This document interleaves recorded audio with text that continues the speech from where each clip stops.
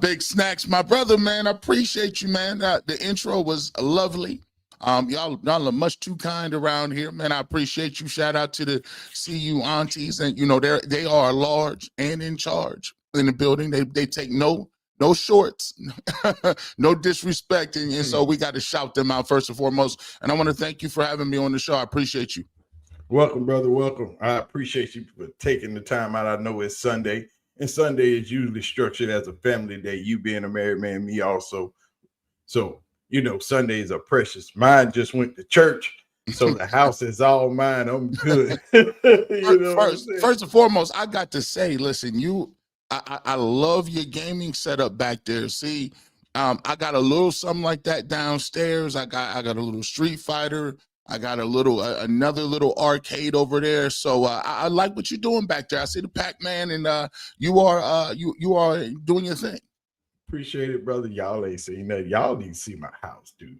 I got the NFL Blitz right here to my right. It's a Mortal Kombat 1 and 2 setup, just like my Pac-Man and Miss Pac-Man right here behind my monitors. Upstairs in the living room, in the den, where we got the pool table and the big TVs, we got Killer Instinct up there. So you really into the fighting game? You really into it? Like, yeah, I got all the classics though. I got the Donkey Kong up there. I got we got the what was the Pro Hunter, the shooter game upstairs.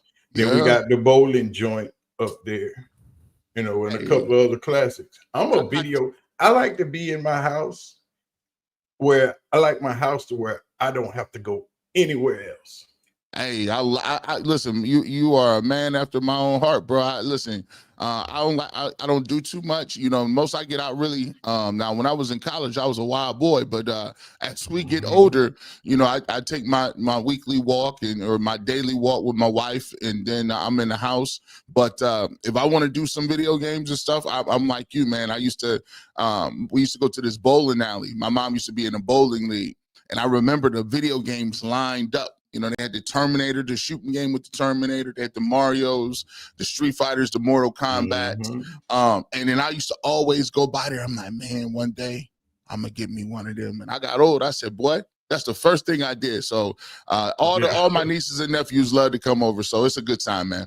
That's the same problem I got, dude. I can't keep my son's friends out of my house, my nieces and nephews. Now that all of us are in Texas, I can't keep them out from over here. And like I was telling everybody yesterday in my stream, that's the way I was raised when I came home. My house was the fun house.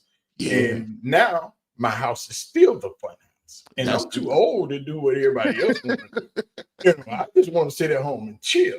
That's it.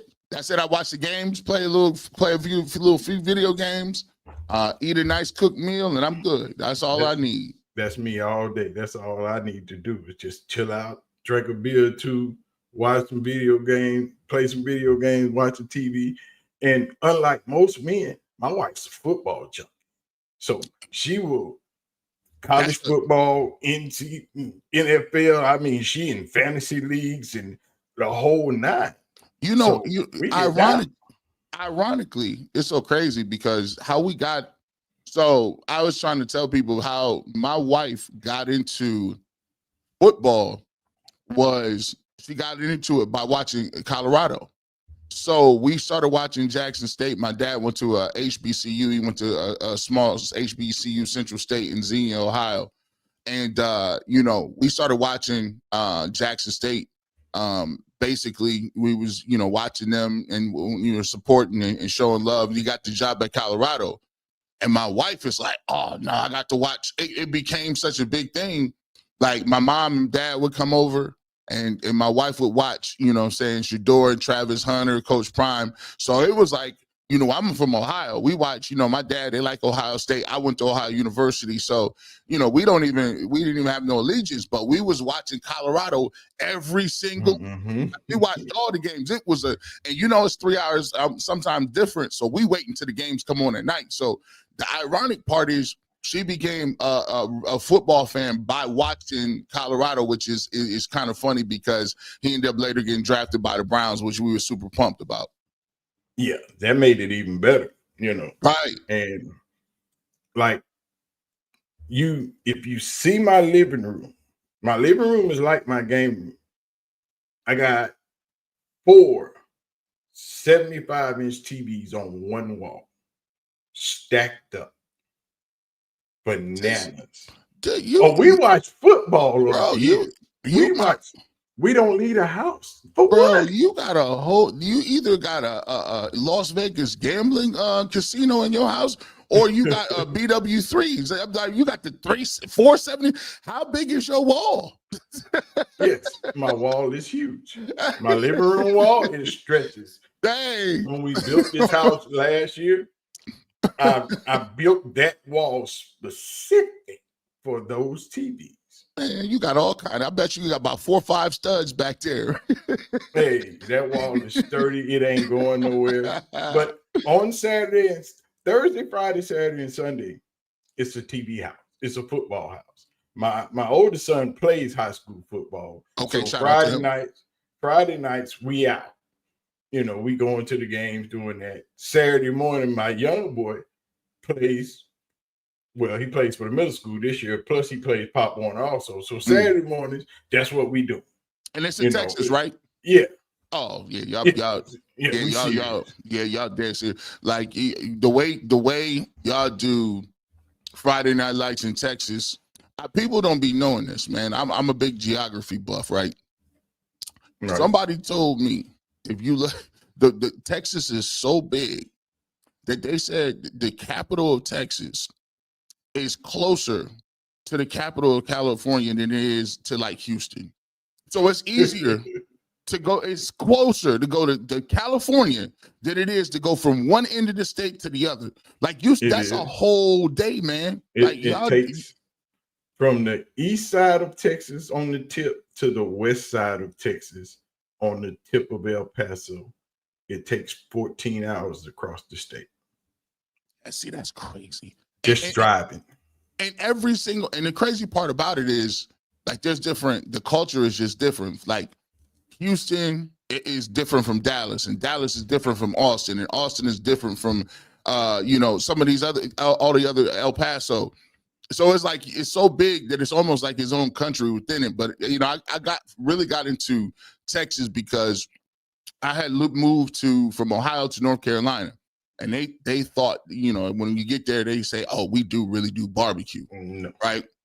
And so, there's always been this little civil war, so to speak, between you got St. Louis, you got Texas, Kansas City, in the Carolinas about who is the godfather of this barbecue. Now in Texas, they take that very seriously.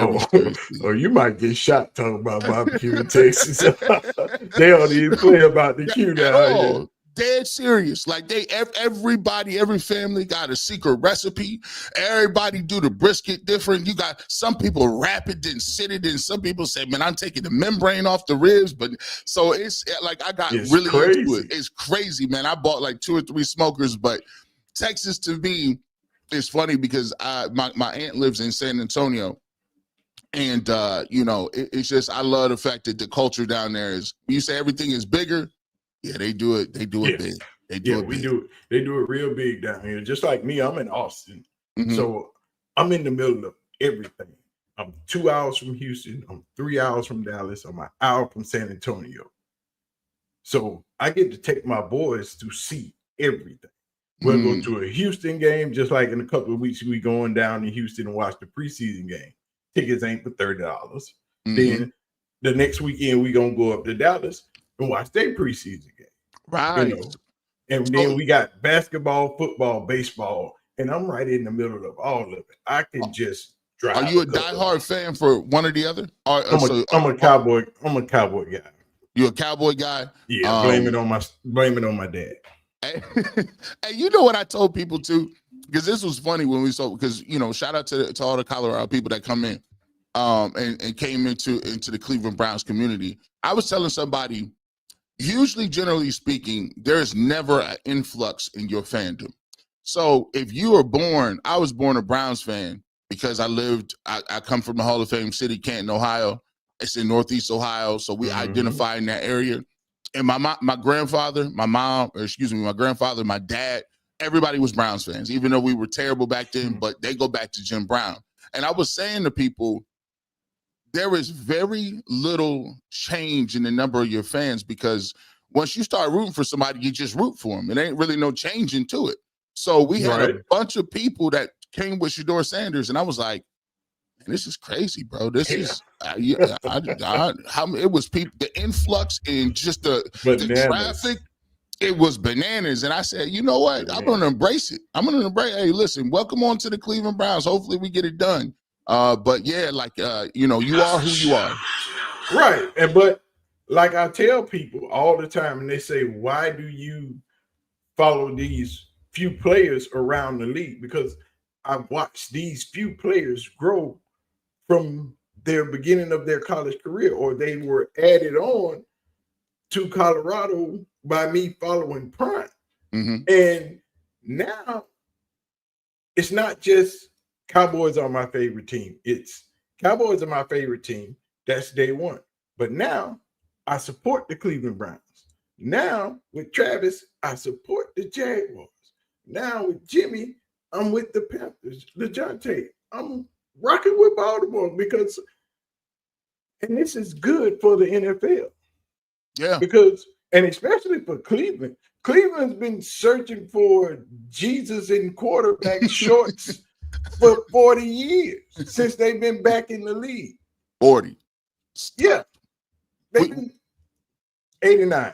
Okay, we'll go back there. That's the last time. And you know, I got a, you know, it's crazy because, you know, when I got in the industry, I started off basically a civilian. I just like sports talk. And me and my dad I played all the sports, played in college.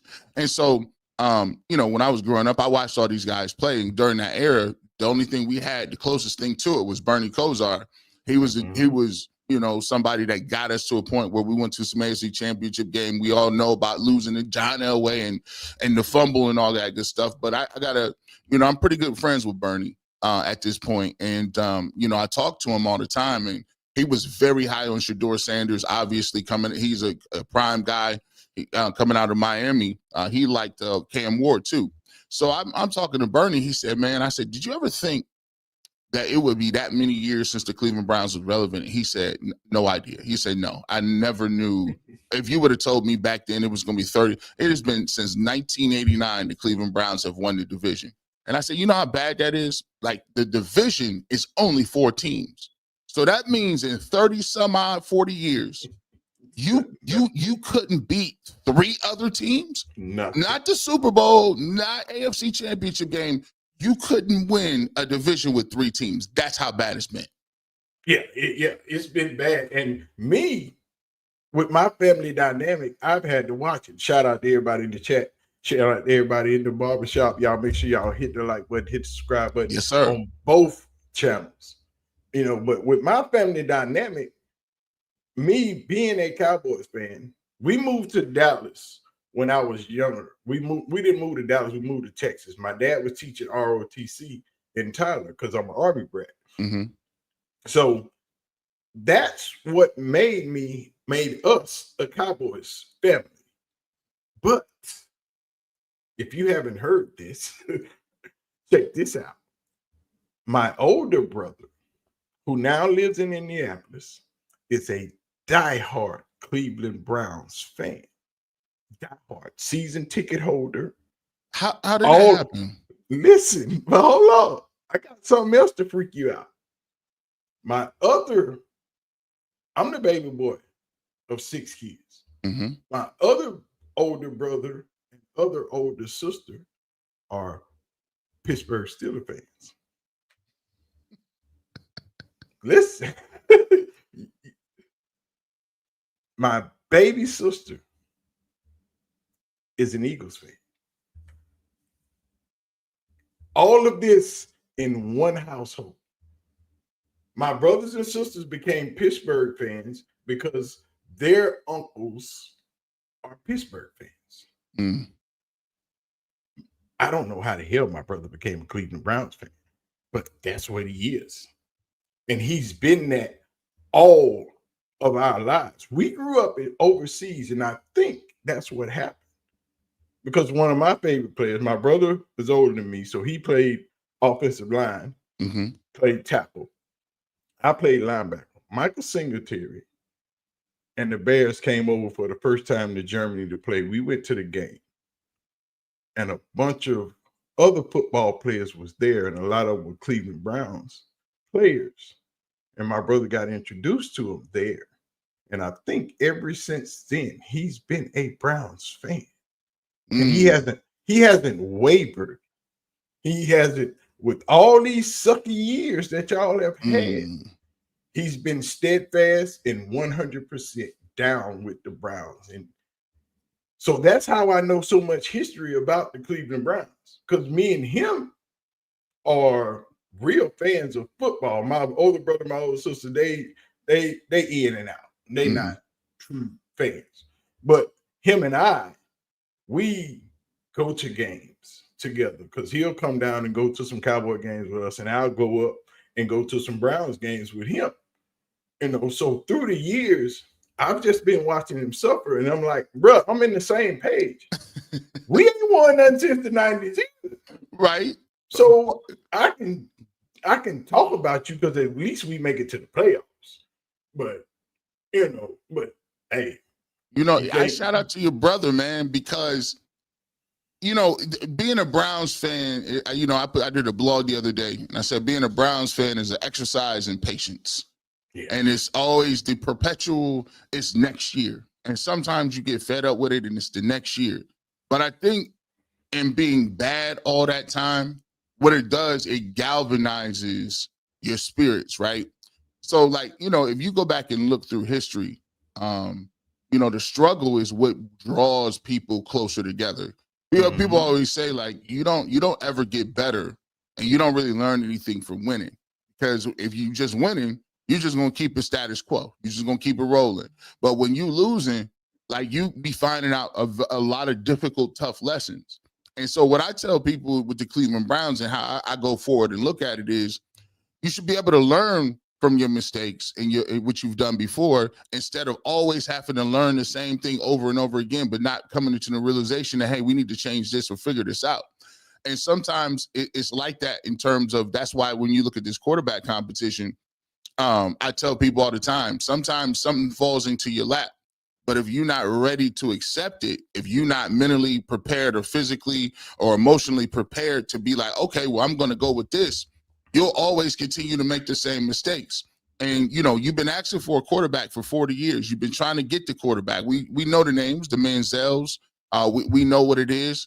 But even during this quarterback competition, people are willing to go and say, I'm going to cling to something that may not be the best, but I know it. It's safe. It's comfortable. Let me play Kenny Pickett. Let me play Joe Flacco. We can maybe figure out something with that. And I'm like, listen, nah, we not. Why would you do that? You already know what's behind closed door number 1 and number 2. But you got to do right here. That got first round capabilities, that got leadership capabilities, that can throw the football. But you've been bad so long, you don't know what good look like. You've been terrible so long. When you're in the dark for so many years, it's kind of tough when you get out in the light and look around. It hurts your eyes a little bit, right? You've been in jail for 30 years. You come out, you say, people was telling me what I could do, sit down, eat, when I could do that. Sometimes people get out and be like, I'm uncomfortable with this. I need to go back. I'm institution. All I know is that. So all you know is losing. And instead of you picking something that can help you propel you past that, you kind of doomed to choose the same doors and the same options. So that's how I see it sometimes when it comes to Cleveland Browns fans. But they loyal, they down all around the world. And my goal is, one day, my goal is to see the Cleveland Browns jerseys on Super Bowl Sunday. I think I might get emotional with that. Like if I just saw them jerseys, because like you said, the listen, you was forced to love the Cowboys in the 90s. You didn't have no choice. Aikman, Irving, Emmitt Smith, listen, Big Leon Lett, Charles Haley, Oh, Woodson, Darren Woods, all of them. You know, from the offensive line to, I mean, that was it. And during them 90s runs, you had, like Cowboys 49ers was that was it. That was it. That was it. That was it. So I want to get there, and we'll see what they're gonna do. Hopefully we Shedeur can do his thing, and hopefully the Browns can make the right decision, in my opinion. But you know how it is, man. You know how it is with certain organizations. Yeah, it's easy, but it ain't easy because, like I told everybody, and you tell everybody, there's politics in this. Oh. This is not just, yes, you're better than him, so you get to play. That's not always the case. And in this situation, this is uniquely, and it surely isn't the case, because everybody knows who the best quarterback in the room is. That's evident. That's evident. We knew what Cleveland wanted to do with okay, let me ask you this. Cleveland put all of those resources into drafting Shedeur, pre-draft. Yep. A lot of people don't recognize why, and a lot of people in the Cleveland media still want to say he fell in the draft. Will you tell these people that wasn't their choice? Man, so I did a blog the other day, and you know, I talked about it, and I said, I go back to the collusion thing with Deshaun Watson. And what I told people is, when you go back and watch that, and you look at that case with Deshaun Watson, it wasn't necessarily the fact that he had all the allegations and the different things like that. It had nothing to do with that. It had to do with the Cleveland Browns offered Deshaun Watson a guaranteed contract. And as the NFL, as we talk about it, the NFL is not about giving guaranteed contracts. The NFL makes billions of dollars. They are doing so, and it's the most savage sport on the market. Your length of time in your prime is 3 to 5 years. In that 3 to 5 years, you got to think about it. To even get to your second contract, if you're a first round pick, just to even get to your second contract, you need to play 5 years. Then on top of that, you have the 6 year where they can franchise tag you. So that's another 6 year. They can franchise tag you up to 2 times. So that means if you're a good player, they could keep you on low wages, low salaries in a sport that is not good for your body. Head concussion, CTE, that lawsuit has been out there. So now they control you for 7 whole years. During that time period, wages are low. You have no negotiating power, because if every owner says our agreement silently in the back room is, we're not giving you that money, you're not going to offer the contract, and I don't care if he wants to be traded. If all the owners are in on it, guess what? There is no recourse. Put into the fact that before you even get to the NFL, they told you that you got to go make the college's money. Matter of fact, you can't even come out of college until your 3rd year. Listen, right now, Jeremiah Smith could play in the NFL for Ohio State today. And Ryan Williams. Today, they're number 1 receivers. But you know what they done told you? Nah, you're going to go make these other folks this money.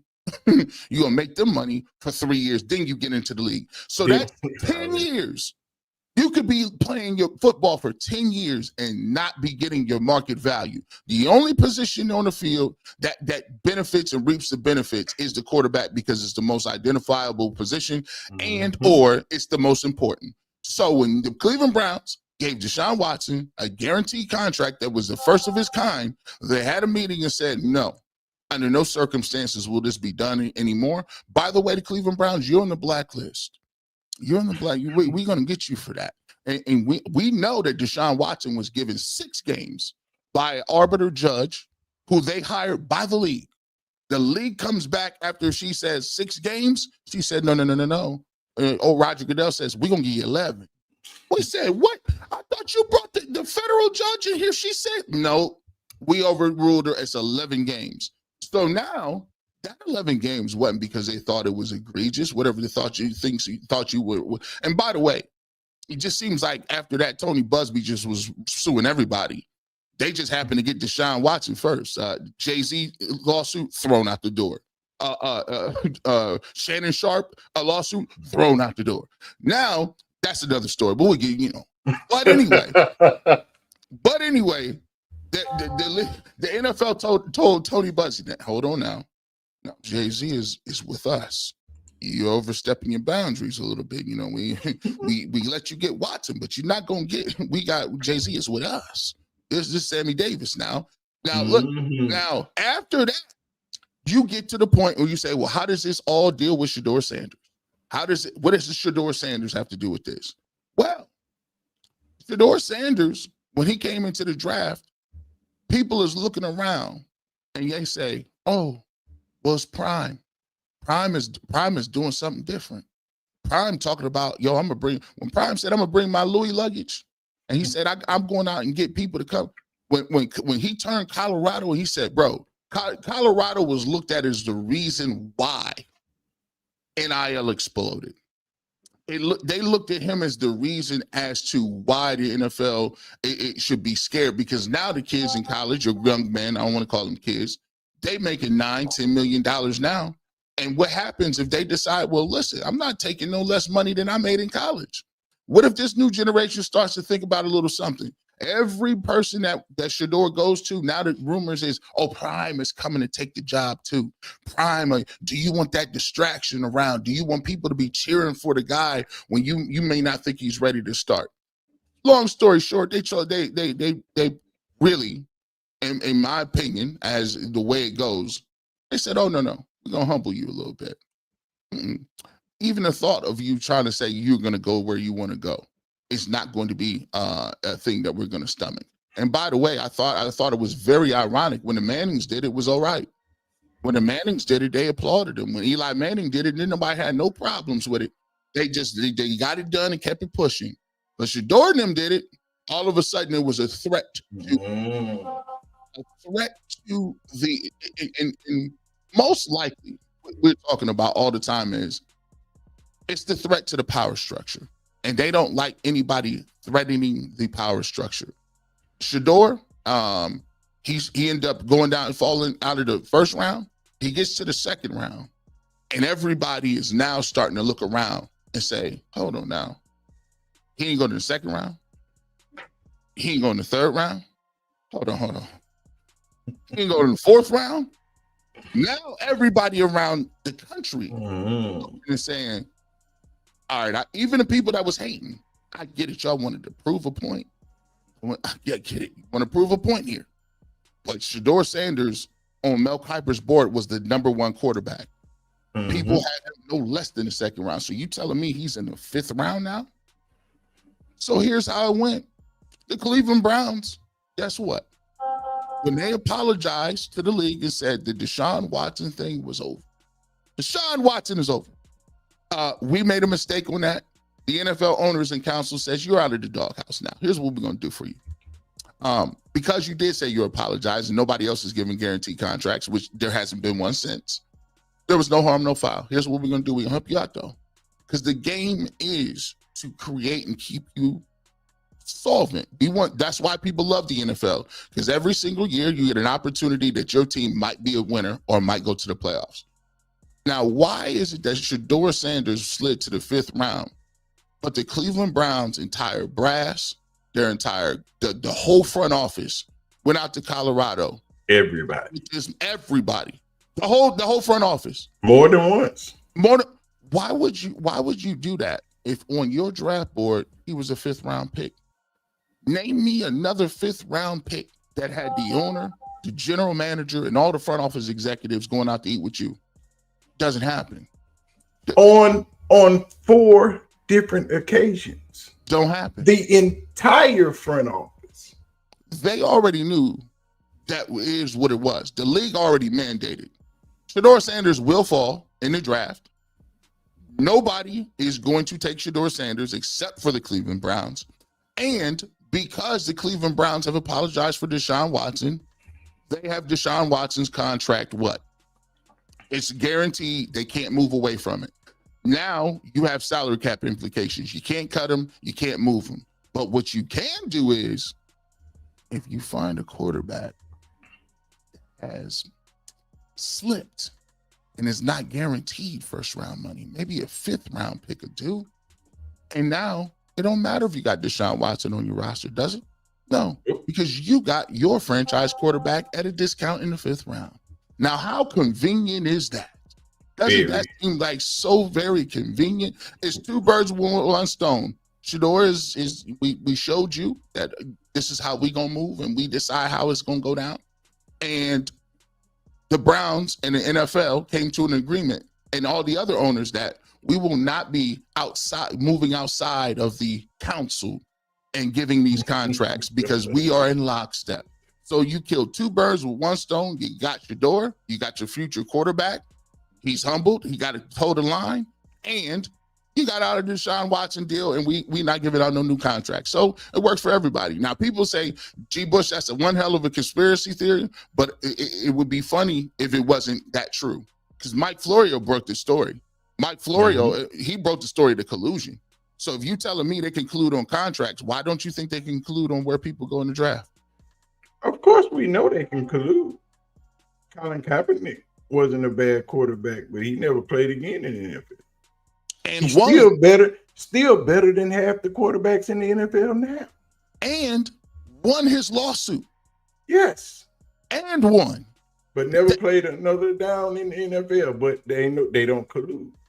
No, they don't. The NFL, you ask yourself this: why is it?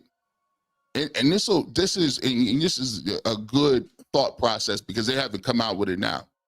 The reason why the NFL is the NFL and the NBA, even though ratings are down, you notice that people in the NBA, the buses have sold the Lakers.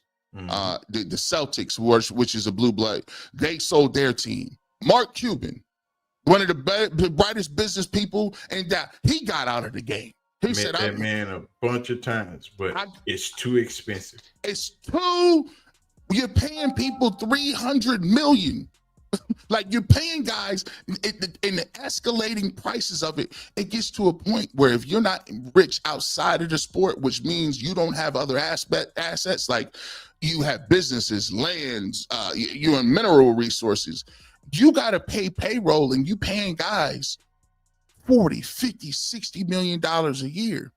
And you ask yourself, why is the NFL making money hand over fist? Well, when it's structured the way it is, and contracts aren't guaranteed, and they can cut you whenever they want to, and say, and go get some new cheap labor in the draft and have control over for 7 years. That is why the NFL is the billion-dollar entity. That is why it is unmatched, unrivaled, because they are pouring monies in the coffer because of the way it is structured. And with the TV deal, they make enough money off the TV deals to pay their salaries. Just alone. We're not talking stadium rights. We're not talking concessions, parking, and everything else that comes with owning a team. The money in the NFL is ridiculous. And people say, yeah, but you got 53 people on the roster. Yeah, but you got 80,000 seats in the stands. And keep it on, and throw this in. You know, how much is Jerry getting for every other event? If it's a college kickoff game, guess where it's at? If it's if it's a huge game and it's a bowl game, where it's at? Jerry's World. Bro, Jimmy Haslam, concerts. Where Jimmy Haslam looked at Jerry and was like, hold on now. Let me see if I can get some of this. You know, they went to the state of Ohio, and the governor of Ohio, Mike DeWine, they gave Jimmy Haslam. Now, Jimmy Haslam is a billionaire, super billionaire. They gave this man $600 million and taxed. Bro, you can't. I'm from Cleveland, bro. You know what $600 million can do for a youth program, roads, infrastructure, revitalizing the city. It's always on the taxpayer, but we ain't never got no money. We always broke. We can't give y'all no money, but this rich man over here needs $600 million. What you mean, veterans benefits? Oh no, we can't. We got to cut that. How you gonna cut Veterans Affairs to call veterans crisis hotlines for veterans who need to talk to somebody in the moment that they having issues mentally, physically, emotionally. You cut that. No, we need this stadium. That's your therapy. We need you therapy. to show up and pay your $200 for this ticket, and it's $50 for parking, and these $20 for these hot dogs. And you know what? And it's crazy because I get it. I always tell people like this. When you talk like this, you gotta come to the conclusion. Everybody ain't gonna like that. I went viral for the Damar Hamlin thing. I didn't even think nothing of it. And I said, it was crazy to me how we were sitting there and we was talking about them postponing the game and should they have postponed it. And I'm like, bro, this is wild, bro. Somebody died on the field. And people don't even care like that. And I never met Damar Hamlin, never, I wasn't saying nothing to go out there and just to be violent. It just happened that people saw it and it resonated.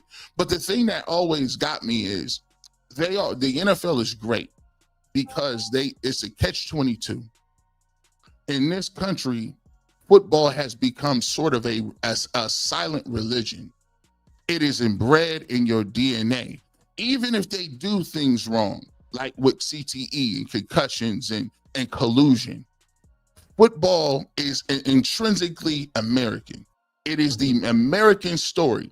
It is not what baseball once was. Yes, it is. It's better. That's why everybody, anytime Remember the Titans come on, you watch it. It's Denzel. It's because that's the story. Football is almost a life story, and so even if they do crazy fraudulent stuff sometimes, which you call out when you can, it's still a sport that resonates with every single American. And sometimes some of the stories that are elevated and some of the stories are forgotten are lost in that emotion of loving football so much. Right, because just like when the Kaepernick thing happened, everybody said, we're boycotting football. And I was right there like, you're not stop watching football, dog. That's not going to happen. Football is entrenched in what we are in the American DNA. Baseball used to be the American sport. America was humbled as apple pie in baseball. That is not us anymore. No. We like fights. That means we like football. Somebody, it's crazy. I was reading, I was going through some YouTube shorts the other day, and you just scrolling, and somebody said, the reason, we are what we are is this goes back to the Roman Colosseum. When people figured out that when people were in power, the upper class, the bourgeoisie, the politicians, when they figured out that if we give them a beautiful distraction, well, we can do a lot of things where they ain't even paying no attention. So yeah, in Roman times, disease was rampant, overtaxation, people was running around doing, violence was there. There was, the liberties of the people were being violated by the kings and by the councils. But they realized that even though those things were happening in their faces, if they gave them the gladiators, if they gave them the gladiatorial arena, that would appease that most primal, that primal thirst for battle, for camaraderie, for violence, for physicality. And so they realized, hey, listen, hey, we going through a famine. Hey, listen, I know you ain't got no food, but go ahead and watch these gladiators fighting to the death. Right? Watch these people kill each other. Knock yourself out. Yeah, right. So that's why when we start talking, you think about the social justices, right? You start talking about social justice, and people talk about Kaepernick, and you talk about everybody when they were, people were kneeling and different things like that. The NFL was like, how do we? Because the movement got big. I mean, you look at that when George Floyd happened, you had Kaepernick. It pointed to exactly what Kaepernick was talking about, and it was almost the perfect storm and perfect timing. It was back to back, and it was unrivaled. It was unmentioned, and it was a beautiful thing.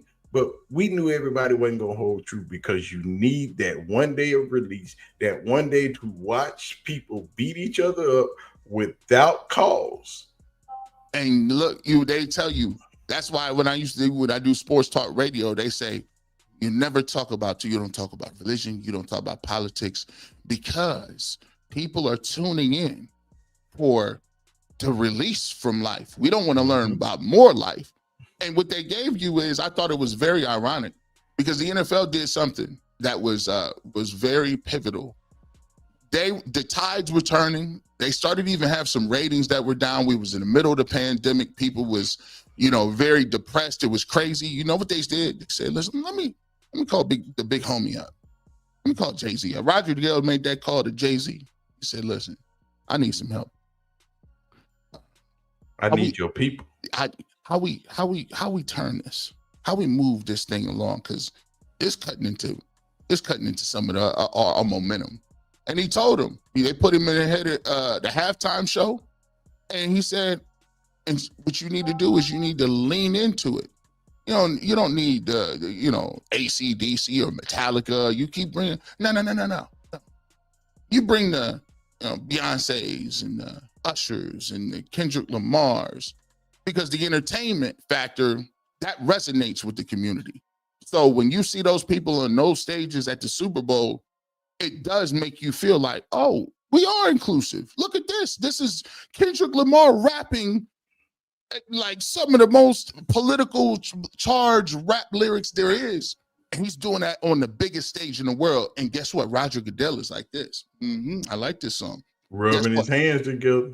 And that put water on everything. And then it came out, and so they signed it. They messed around and gave Kaepernick the money for the collusion. They said, you keep it moving or whatever, we'll pay you off. And now it's almost, if you look back at it, the league, you won't have to think about how hard or how long ago the kneeling stuff was. It seems like it just never happened. It is just a memory now. It's distant, and it's not but 4 years, 5 years ago. No, 6 years ago, and now nobody even remembers. You bring up Kaepernick, it's like you starting a fight. Like Kaepernick, who's that? Like who is that? Who is like Colin Kaepernick? I don't know who. Listen, I know who. That's crazy. I know who Shedeur Sanders is. I know who. We don't Colin Kaepernick, but that is the strength and the savviness of the NFL. The NFL plays it at a different pace. They're not baseball. Baseball kind of got ruined with the steroid era, and people that turn a bad taste in their mouth. Then you take a look at the NBA. The NBA came around, and the social justice movement in the NBA kind of stalled because people perceived that NBA players had too much power. They had, so you're not playing today because you can tell people we're not playing? Oh, you make that much money, and you're gonna tell people when they're gonna get traded? Oh, and and y'all get to speak out against social injustice is too much. It's too much for me to say. So the NFL has been a big beneficiary of it. And look, I'm a hypocrite. I mean, I don't call myself a hypocrite, but I got a very complicated past with football. Football has given me everything, life lessons. It's given me some of the best relationships that I have. It's given me the ability to be able to persevere through certain things. It's also given me 17 surgeries, neck pain, back pain, multiple surgeries. And it also has put me in a place where I see things behind the curtains, because I am in an industry that really kills your fandom, because you start to see the smoke and mirrors behind the scenes, and you're like, man, I didn't get in it for this. But so football is a very complicated, beautiful idea, so to speak. Yeah, but you are one of the very few, because when Shedeur first came to Cleveland, I went searching through the media of Cleveland to see who do I need to watch. And I was looking for people that looked like me. And I didn't find but 3 of And I was like, okay, them my people. That's but you laughing, but it's true. Nobody can tell the story of us but us. And like you said yesterday, representation matters. It does. And when just like your people in Cleveland, your media brothers and sisters, Mary Kay, Tony Grossi, Jay. I wanted you to punch Jay in the face the other day, dog. I really did. While you was sitting on the couch and he was sitting up there trying to say Shedeur didn't know the playbook, and I was like, "Come on, just go hit him Jason, one time." So you don't say shout out to Jason Lloyd, man. We actually, this is so funny. Is I know each and every one of these people on a personal level, right? All of them, from Mary Kay to Tony Grossi. I've been in this industry since 2010. And I started off doing shows myself. I woke up one day and I was unemployed, and I was looking at this guy on TV, Bruce Drennan, who did a show a long time. And somebody had asked him how it was he got into the game, and he gave him Ohio Media School. And so basically from there, I took it, went to media. I had already graduated college. I had a regular job. I worked there, and then I ended up interning at ESPN Cleveland. So I worked there. Then I ended up working in 92.3 The Fan. So I worked there. I've had Mary Kay on my show numerous thousands of times, Jason Lloyd, all of them. And I'll say this, I have a relationship with all of them, but just because you have a relationship with somebody does not mean you can't vehemently disagree. And sometimes I believe that there are massive blind spots sometimes that people don't really understand or can see because of the fact that they have not walked in the same shoes and been in the same circles and lived it the way you have lived it. And so I feel like my point and what my I guess obligation is to do is to speak from a perspective that people aren't forced to see. Somebody always told me, like when you're a black man in America, right? There ain't no hiding. It's evident. If you are a black man in America, you have to learn to walk in both fields. You got to learn to walk in the black community. You got to learn to walk in corporate America. You got to learn to walk in your neighborhoods, in the white community. You got to learn to be able to seamlessly move throughout each of those organizations and those groups of people in order for you to be successful. But it's not necessarily the same on the other end. You can be a person that comes up and lives in an affluent neighborhood. You can choose what grocery stores you go to. You could choose that you only got to see anybody you want to. You could choose, I'm gonna be here today. I ain't got to deal with nobody. That's not the same. And where we, even if I do make it as a black man and I live in a very nice neighborhood, you still got to adhere to the code. You still got to be able to talk to the people because you might be the only one. And I am the only one. And when you are in the pressure and the unwritten stress of being the only one is something that a lot of people don't know. There are 110 houses in my subdivision. Only black family in the entire subdivision. And if you know how subdivisions are structured, you have the apartments in the front. Mm-hmm. You have the garden homes behind that. And you have the first starter home kit behind in that next section. And then the homes build up and further back you go in the subdivision.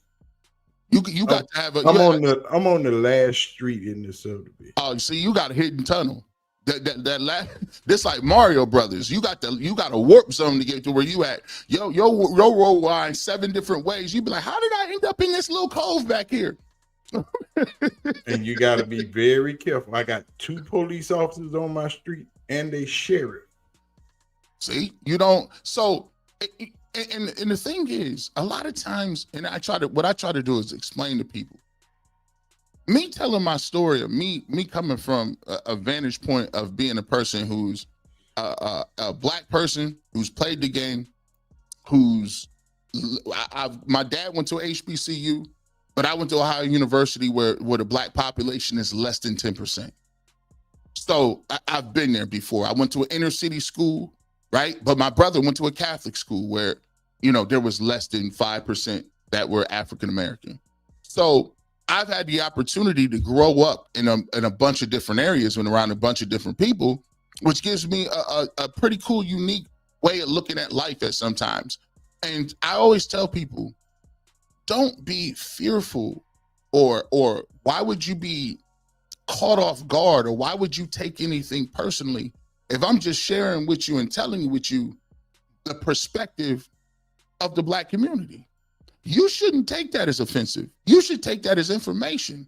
If I went to China, or I went to Japan, or I went to South Africa, or I went to the Middle East, I would take those, I would adhere to the customs. I would want to seek people out and understand how you look at certain things. I would want to take some of their cultures and customs and see how it matches up with mine, and be a thinker and be a person that is always willing to learn and being open to learn.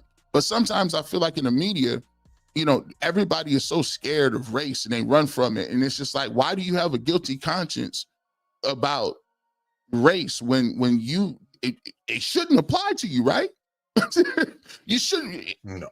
You shouldn't even be upset about it, right? You good, right? It shouldn't affect you, right? If it's not a big thing. But just like in your sector, in Cleveland, you have that section of reporters and people that report on the Cleveland Browns. And right now, Shedeur is the topic. I don't care what are you talking about? Shedeur is the topic. But you have that section of reporters that don't want to see him be that. He came in the door and they were looking for him to fail. Mm-hmm. There was no other option. He's not it. We got 3 other people, and if they don't work, we got a first round pick next year. And if they looking at a first round pick for next year, Kevin Stefanski and Andrew Berry need to be fired. That's all I'm gonna say. Well, I've told them, I've been very clear on this point. I'm not gonna. This is just my opinion. I'm not gonna sit by and play they play. It's funny because you see it coming from a mile away. I'm not gonna play the game of, well, we're not gonna play him this year because he's not ready, and we don't want to stun his growth. But yet and still, you running the shot clock out so that now even if he gets into the game and plays well, it's not enough sample size. If he gets into the game at the end of the year and the Browns are terrible, well, guess what? What if the offensive line ain't intact? What if Jerry Jeudy ain't playing? What if your top running backs ain't around? Matter of fact, at the end of the season, you might be straight up tanking. At the end of the season, all of your starters are not going to care at all. It's not even the same. So now when he plays, you got a half a roster and guys looking for vacation.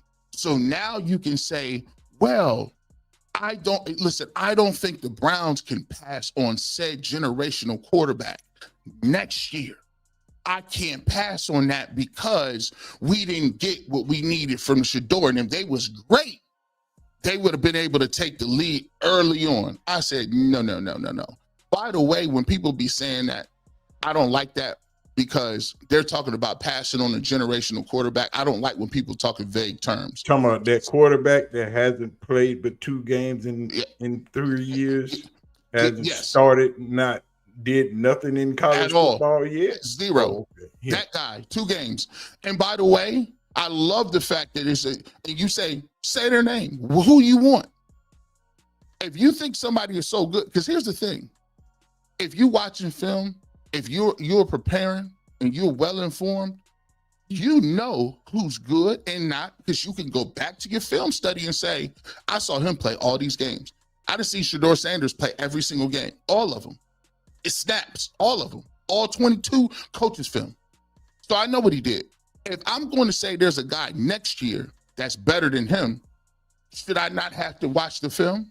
Should I have to not know instead of waiting till somebody tell me who? But that comes with the thought process that people they do the anybody but him. That's pretty much what you're saying. Anybody but him. Because when you tell them to say, why do you think Kenny Pickett deserved to play? They can't give you no throws, no plays, no touchdowns. They didn't watch no film. They didn't get. He can't. I just think he's better in Kevin Stefanski's offense. What is Kevin Stefanski's offense? What do they run? What's the plays called? What's the concepts on the runs, on reads? What is that? They have nothing. It's generalities. So sometimes you got to drill. You got to make them say it. What are you saying? And the part that you said, and I'll get to this. I'm just a little long-winded. No, take your time. We out all day. We ain't got no cut time. We do what we want to do. The thought process that you're going to say that a person don't know the playbook or know his plays is a trope as old as the NFL. The trope that if you can't explain it away, if you're playing well, if you're balling, and you can't say I can't throw the football because we seen it on film, what's the next thing that you can say? You can't say this the intangibles. But I hate to interrupt you right No, go ahead. But the craziest part about this one, when all of them are regurgitating each other, are repeating each other by saying he doesn't know the playbook, he doesn't know the terminology. And I ask everybody, who did Kevin Stefanski model his playbook behind? Guess what? So you go back to the Gary Kubiak playbook. You go back to the fact that Pat Shurmur has been out there with him for 2 years. Pat Shurmur has been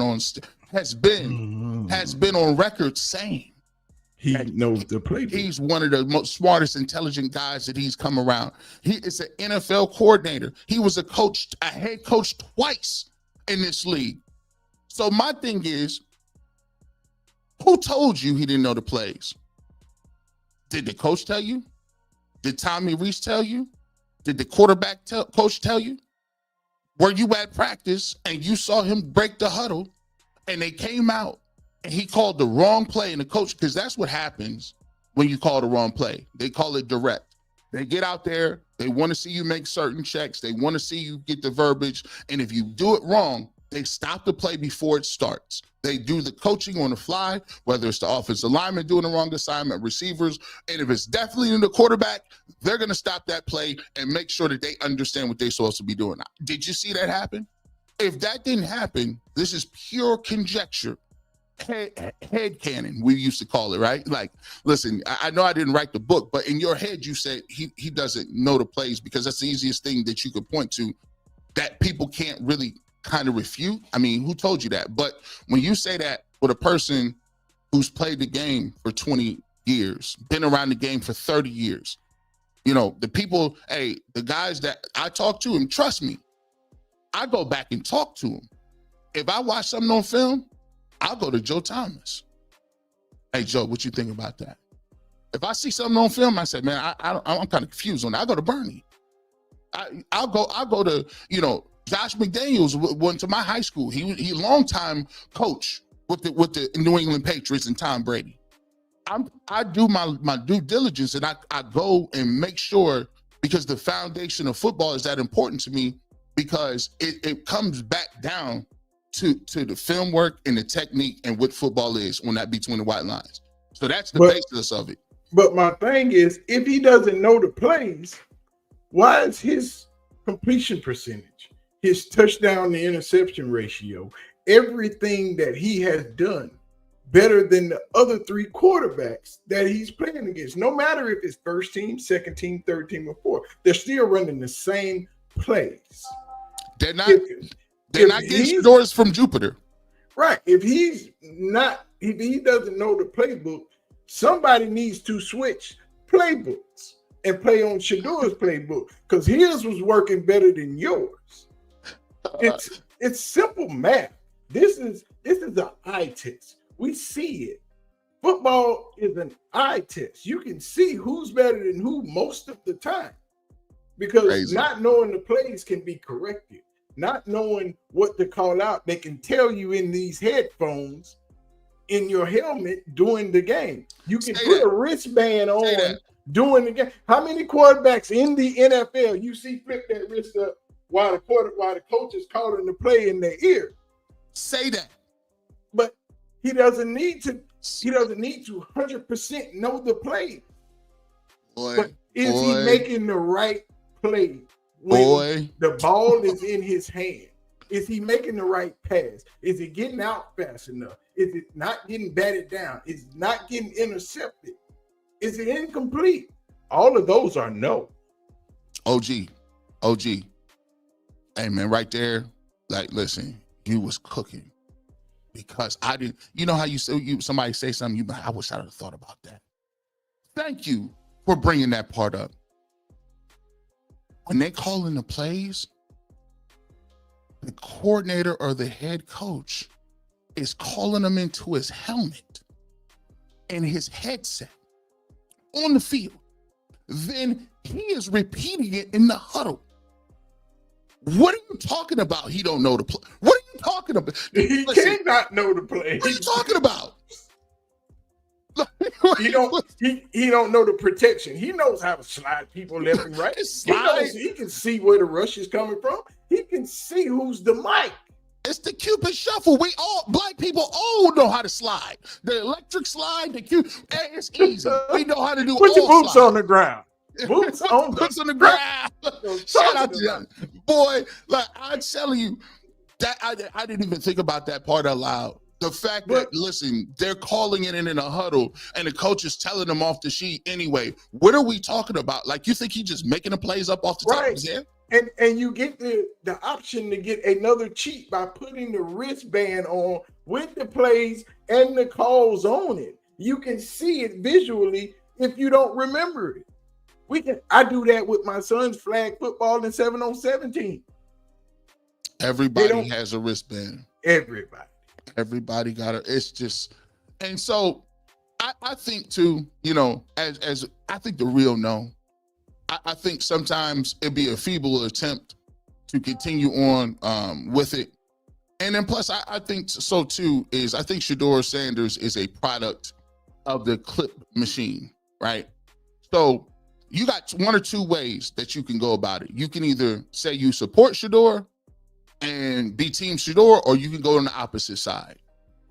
Now, I find that when you are more negative or you're against something, you seem to be, you get a couple more clicks, right? Because it's more controversial, it's more explosive. So you got one or two ways you're gonna do it. Either you're gonna like it or you're gonna be against it. And I just find that when you got a person like Shedeur, who people it sticks in their craw a little bit, like, why are you so popular? I never understood that rationale when you ask that. What do you mean, why are you so popular?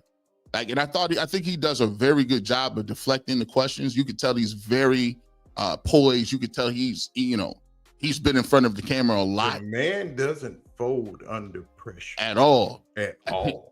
His entire career, football, microphone, the stage, in front of the cameras, without the guy does not fold under pressure. And he doesn't put his teammates in pressure situations and fire on them where everybody can see at all. If they got a problem, you don't know it. Not with him. It's crazy because he showed Dylan Gabriel love. He talks about how he went out of the way with Joe Flacco and how it's, he soaks up game from him and knowledge from him and Kenny Pickett because they played the game. He talks about the fact that, he gives a props to a lot of his teammates and different things like that. Even when they ask him about not getting reps, he's like, man, listen, I'm just out here to learn. I could just sit back and learn and do my thing. When they talk about the off-season program, he's been putting on tape. Look, I'm out here throwing in the rain in Florida. I'm back in Texas with full gear on. I'm checking my pops, but I'm still out here working, doing my thing. He's showing you like, yo, this is what I do, and trying to show you in real time that, this is the me that I'm presenting. And I think sometimes also in a bigger overarching theme, and this is something that I've talked about before, for a lot of people that's in traditional media, it's a little uncomfortable because the game is changing. Coming out of the player empowerment era with the George Floyd and a lot of these other things, and then when COVID hit, the industry shifted. It went to the internet.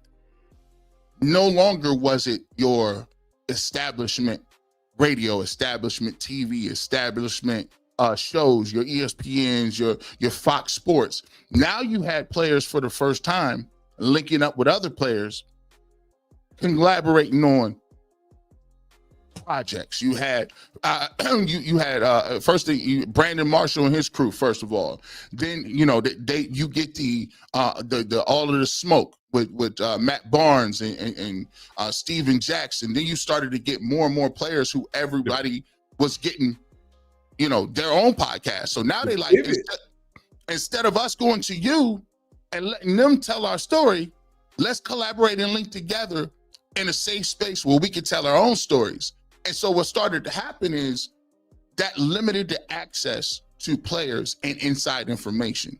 So now instead of somebody coming to you and I got a source on this, I got a source on this, that well is drying up. And now you have to compete for views, because now you got to compete with players. You got to compete with podcasters. They got Big Snacks and G Bush out here. They doing their thing, independent content, independent media. And so now on this digital landscape, you got traditional people that now have to compete here, which is they're a little bit of a fish out of water. So I think a lot of times also it comes to a point where individuals are a little bit caught in the transition of the dominant ESPN, Sports Center, journalism, and as a whole, now that's kind of shifted into where we are today. And I think they're just sometimes trying to find their footing. But what makes Shedeur is, and before we go there, I wish T.O. was available and playing in this era, because T.O. would have been phenomenal.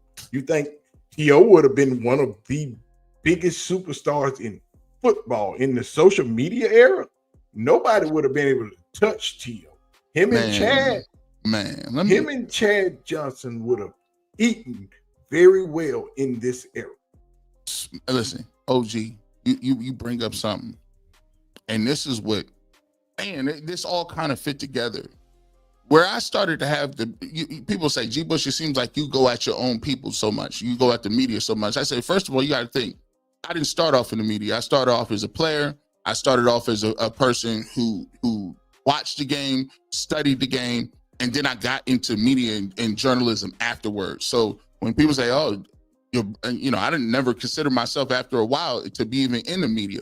But the thing that really got me and it really fired me up, and it was the first strike I had against media, and I really started to see how the game is worked behind the scenes, is when the voters voted and NFL writers voted, and they said that Terrell Owens was not a first ballot Hall of Famer, I was done. At that point in time, I said, I'm going after everybody. I don't like pencil pushers. I don't like people that, listen, Terrell Owens, statistically, there's one better receiver than him ever, and that's Jerry Rice. Only. You go back and look at his stats, his yards, his touchdowns, it's unmatched. They told you, we have the power to write your history, your narrative, by saying, because we don't like how you interacted with us, we're not going to vote for you. I said, I don't get this. And I didn't get this. And I still stand by this. Can a civilian go into NASA and give their opinion about a rocket ship? Yeah. If they take it, they stupid. Thank you. NASA will say, listen, would you get this man? They say, what are your qualifications for talking about rockets? Just because you like rockets don't mean that you know the inner workings and the intimate workings of a rocket ship. That is why I hate that they let writers vote for the Hall of Fame, because it's all about, if I like you, yes, you're good. But if you have done something to me or made me mad in the past 4 years before you retired, oh, you gotta wait a while. You gotta wait. Man, listen. Look, if you ain't, bro, you know how, if you ain't watched no film, you ain't played no downs, You ain't never went through no two-a-days. You can't bench 135. You don't you don't know what it feel like to have a concussion.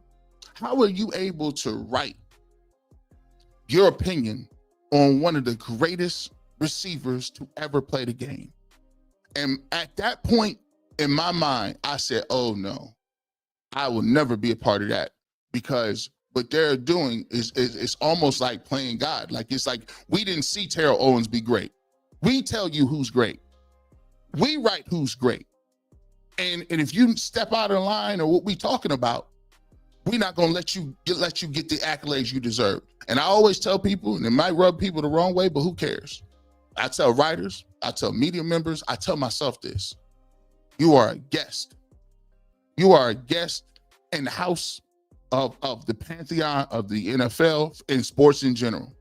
I am able to feed my family very well off commenting on the sweat and the performance and the book of business and the book of just accolades these people put out every single day. I'm a guest. When I pass, I'm just a regular dude who talked about sports. But when these dudes pass, or when we talk about these organizations, the organizations and establishments last forever, right? So you get a 5 to 10 year window, or 20 year, whatever you got, of capitalizing off that. You are a guest, and you should treat it as you're a guest. So the idea that you are somehow bigger than the sport is wild to me, and how you let people who have not been invested at the same level as one of these athletes like Terrell Owens is ridiculous to me. It just frankly is. And that's why they hate Deion, which led to the hatred of Shedeur. Deion, coming into college football, has done what a lot of coaches in their coaching career probably have never done and probably will never do. Deion has been changing the course of college football since he's been in college football, and they hate him for it. Last year, Coach Prime has done something no other college coach has done since they've been playing on TV. Every freaking last one of their games last season was televised on major ESPN, Fox, ABC, CBS. One of those carried those games every doggone week. No others, no blue blood, nobody in college football has done that. And they hate it, because the question is, he just got here. He ain't did nothing. He ain't even won a bowl game yet. You ain't pay your dues. You didn't go through you didn't go through the traditional rankings. You didn't go through, you didn't have to start off as a coordinator at Austin P. You didn't then work your way up to a position coach. Then work your way up 5 more years as a tight end coach at Delaware State. And then you get 5 or 6 more years where you become a receivers coach.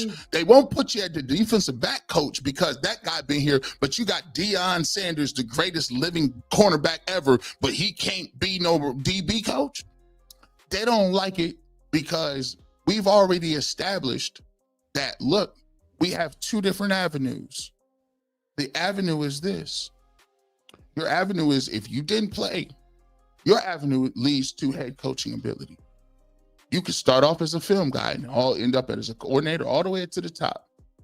But you telling me that a person that's coached, that's done what he needs to do, and still can't get another job, still can't get a coordinator job, he the best at his position, he a Hall of Famer, he can't get that off? No, because the system says this is not set aside for you. This is a leadership position.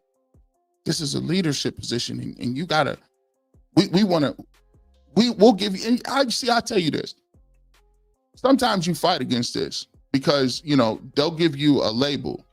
I always hate when people say, you know what, you're a really good speaker. You have a gift of the gab. You're a really good talker. You really, you really have a lot of emotion. You enunciate very, very well.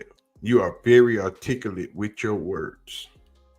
And then you sit there and say, well, does that mean I can't be analytical? Does that mean that I can't be a leader? That I can't be structured? That I can't have those things that are put people what you describe at a leadership position? And when you look at Coach Prime, I've fought against this my whole career, but I also take into consideration, be who you gonna be, and whoever rock with you gonna rock with you. Coach Prime talk like we talk.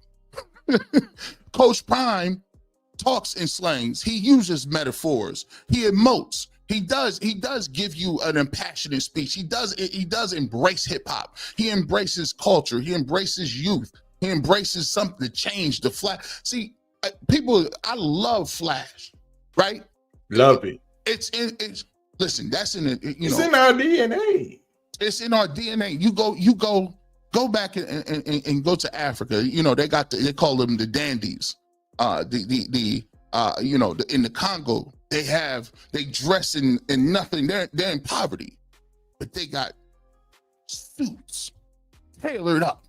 Well, you know, they got suits every single day. They listen, it's the colors, it's the jewelry, and you know what? Prime was the first person to embrace that.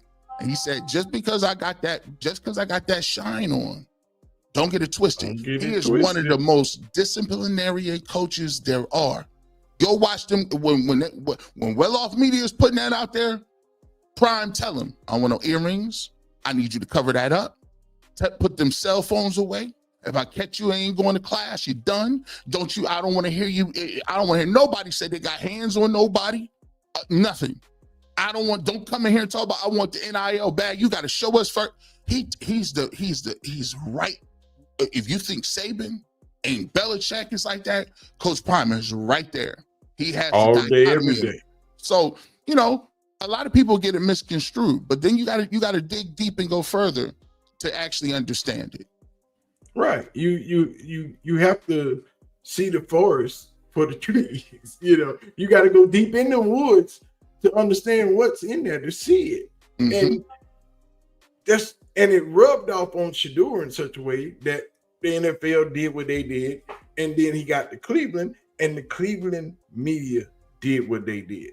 But like I said, without representation, Shedeur Sanders, as y'all know what happened in Cleveland with that big explosion in that apartment complex in the projects, and Shedeur Sanders was one of few to show up that is a superstar that's not from there.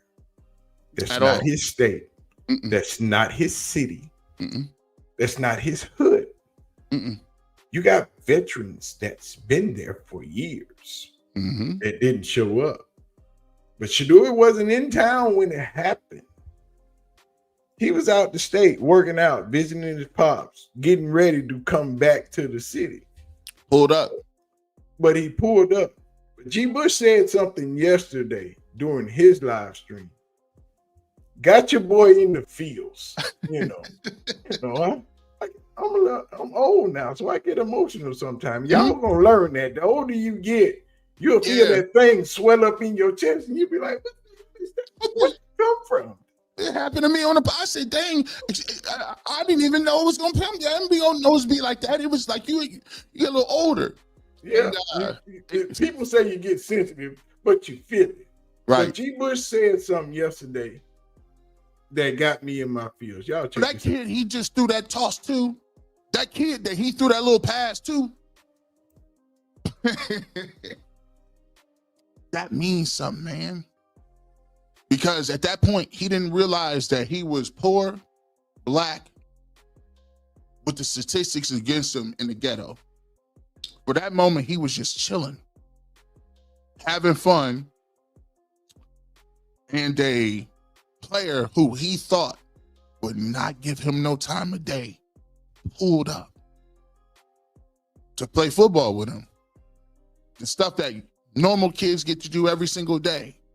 For once, he got to be a kid just playing football. I respect that. I respect that at the highest levels. But what he did means more than people will ever know. Yeah.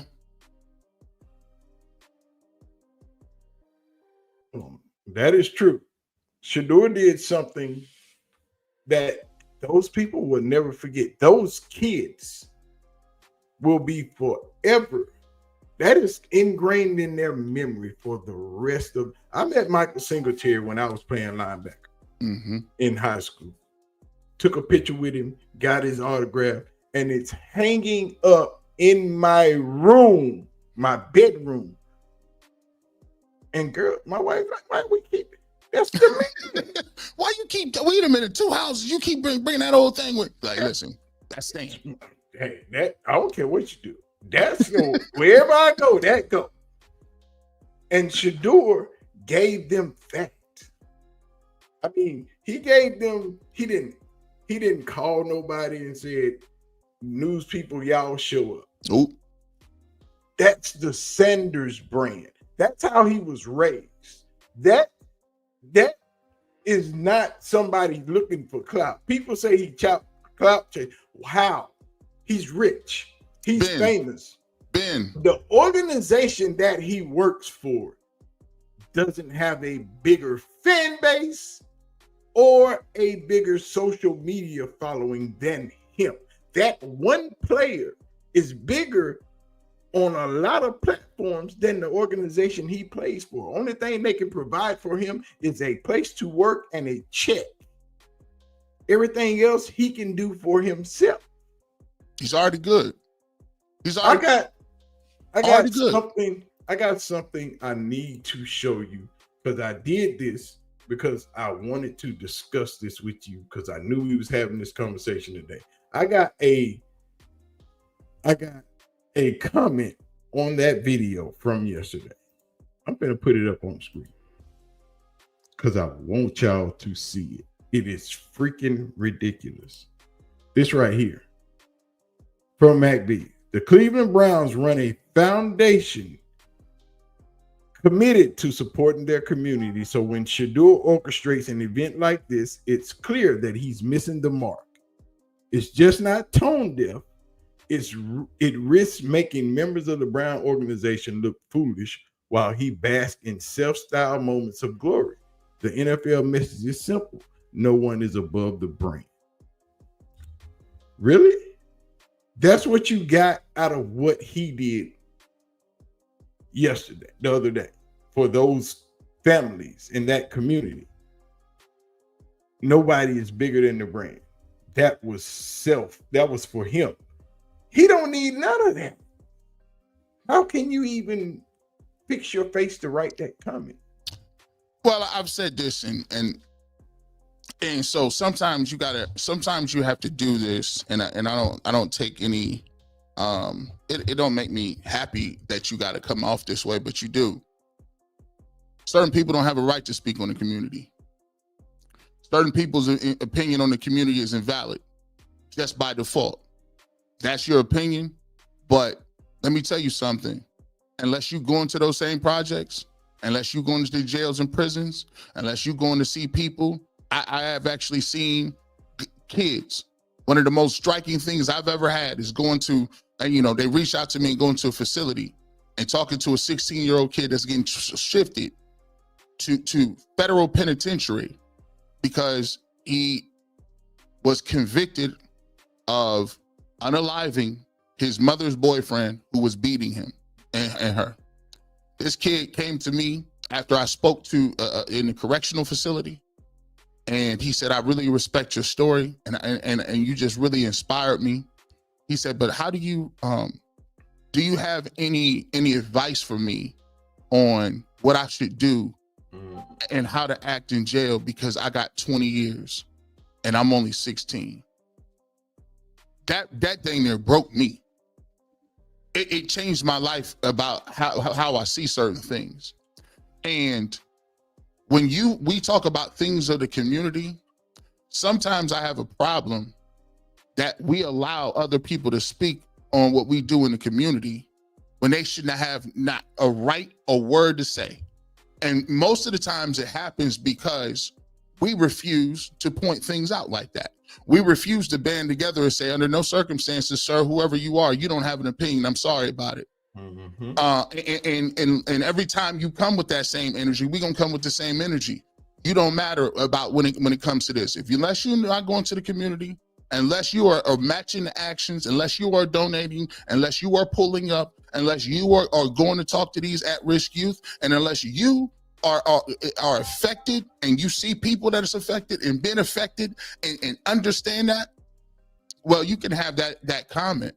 But here's the thing about being tone deaf. Sometimes you ain't tone deaf. Sometimes we just don't care what you think. Exactly. And you got to move that way and let people know under no circumstances will you become made comfortable while you say said comments. Sometimes we make it very comfortable for people to have opinions. I always say to myself, I stay when it comes to other communities and different things like that, I don't have no say in it because I'm not there. How am I going to tell you that you living in it and breathing in it?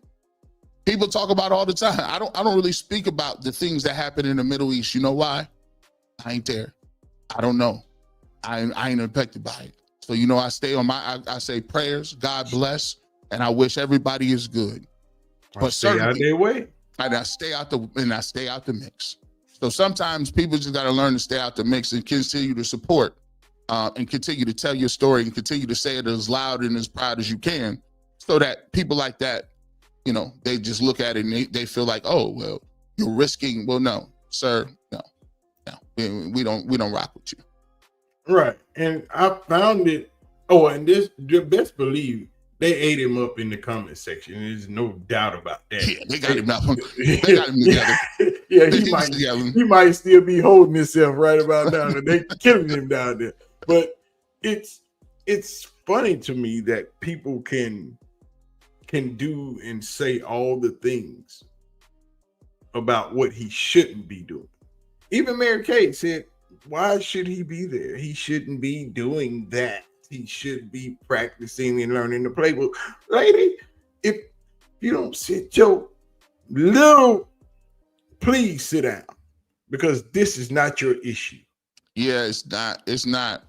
That's not a, when you talk about being tone deaf, I think I take offense to, and I have no choice but to feel a certain type way, because you're speaking on things sometimes, and not just her comments or whatever the comments may be wherever they are. I got a problem where you're dealing with a place where somebody died. Kids are still in the hospital. Like when you talk about being tone deaf, a lower income housing project where people already don't have nothing caught on fire. A man died going in trying to save people. And for the fact that you're talking about football or anything that has to do with snaps, winning the quarterback competition or whatever, and that's just going for anybody. It's going for anybody, because I don't want to get it misconstrued that I got the time and energy to be talking to people one by one. I'm talking to everybody. If that's your mindset, you are completely out of touch with reality and life and the plight of certain people. If anything, you should be endorsing that. If anything, you should be highlighting that for the humanitarian effort to say, bro, somebody just died. People don't have houses. Why is it that we can have floods and it's $1 million houses in Florida and they're millionaires, and we talk about, hey, we need to donate. We need to donate. We need to get water. We need to get this. We need to get that. But this happened. The attitude is, this is for clout. And that was the context of my entire stream yesterday. Where is the Cleveland media when it comes to this? I understand that the news station showed up, but where are all these people? Because when he got them 2 tickets, the numbers was jumping. Numbers was jumping. We was live for 2 weeks talking about National. these Tukis. Colin Kaepernick, national. Colin Coward, national people. Everybody lead it. How big is it? Listen, you could hurt somebody, all that good stuff. Like, it's, to me, I told people I had a problem with it. I've always had the problem with that. Because, yeah, if you're going to, I just talked about it. Quinshon Judkins got in trouble. Part of my job is to go out there and talk about it. And I said, bro, he's out of pocket. Listen, I read the police report. He did X, Y, and Z. This is a bad look. He need to be doing this and all that, right? That's part of my job. I got to cover that. But then 2 days later, the project's burned down. Shedeur come out there and is giving free haircuts, free food, coming out there, not just giving a check, pulling up with young kids in a time of need. And it's just like, the problem I had is not only did you not cover it, but if you're going to be decent and you don't want to cover it, just don't say nothing funny. Don't throw no shade at the end of it when you're going to mention it. If you're going to mention it. It's too late. They're doing that. But you throwing the salt at the end of it. And I said, that's why people are so mad. That's why people, and a lot of it is, oh, well, you can't say anything about Shedeur, or they're going to, even if I say he threw an incomplete pass, you're going to be mad. I said, no. You're tone deaf. That means you're not tapped in. The reason that they mad is this. They rock with him. They pulled up over here because they came and then followed and supported him. This is coming off of the fact that they thought that you railroaded, that you dropped him in the draft of the 5th round. They accepted it and said, cool, let's play football. But you kept hitting on the 5th round. You kept talking about what this is. You gonna ask him, do you fault your father? How you going? You must not know where we, listen, do you know where we come from? Listen, my dad worked for 50, 40 years. We didn't had one wife, 3 boys, all college educated. If you ever put a microphone in my face and ask me, do I want to send shots at my father? Are you crazy? That's almost, you almost, do you know what, like, you, that's where you get it. Like, being in the media, I got to step back a little bit. Yeah. Hold on. G. Bush, you're getting too excited. But sometimes they hit home. You're like, what? Man, come on, bro. Like, really? I don't care what you say. You can't pay me to condemn my father. And this dude done put me in a position where I'm already independently rich. I'm a college graduate. I'm able to be going out here helping the community. He's a man of God. He's the best, almost the best sport athlete. He played in the World Series and played in a football game at one time. What are you talking about? He's been successful at every level that he's done. He's continued to persevere. And guess what? That's what it looks like. That's what we want. Our black men to be. That's what black success looks like. That's it. And they hate it. But yet and still, we always talk about anytime somebody get in trouble, well, I think it's because of the single parent homes. You don't get up out of here, man. Every time somebody get in trouble, I think it's because, it's the home. But you know what they were waiting on? Shedeur did all that. Hosted the party, had all the people out, showed all the love. They were waiting on the aftermath. They were waiting to hear when they was out there fighting. It was gunplay. You didn't hear none of that. So we didn't get no more reporting. They was waiting on it, but they did it. And you know what? And to his credit, Shedeur said, they told me not to go out there today. A lot of people told me, like, don't do that, because a lot of people that are his advisors, they said, bro, we don't want we right by camp. We don't want no smoke. You going to the hood. Like, come on, bro. They know you got the bag. They know you wear jewelry. That's one of them places. It's one of them ones. And he said something that I respected. And I did. And I'm unapologetic about the way I feel about my faith. He said, hey, God told me to go do it.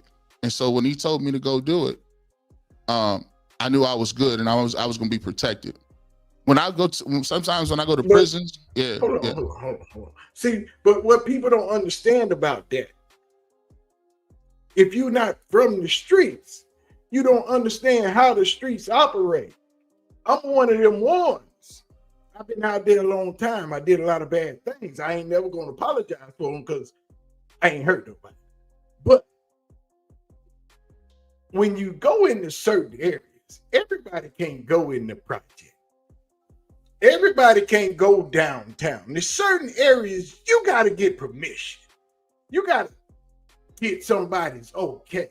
Keep talking. You got to go see that man and get his approval. So you don't leave there without what you came with.